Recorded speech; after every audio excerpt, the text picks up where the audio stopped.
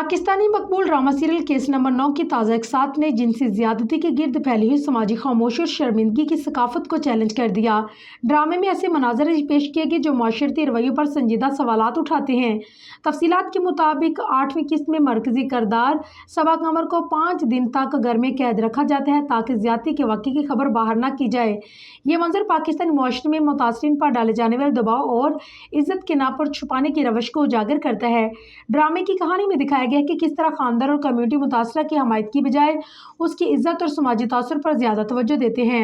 सबा कमर के दोस्त मरियम और उनके भाई के किरदार के जरिए ये पैगाम दिया गया है कि मुतासरा पर इल्ज़ाम तराशी और उनके जज्बात को नज़रअंदाज करना अक्सर समाजी रवैया है। पाकिस्तान ड्रामा केस नंबर 9 के अहम किरदारों में फैसल कुरैशी शामिल है, जो एक अमीर मगर मगरूर कारोबारी शख्सियत के तौर पर नजर आते हैं। गोहर रशीद इंस्पेक्टर शफीक का किरदार अदा कर रहे हैं, जो एक बदअनवान पुलिस अफसर हैं, जबकि आमना शेख बिनिश अली के रूप में मुतासरा को इंसाफ दिलाने वाली वकील के तौर पर जलवागर हुई हैं।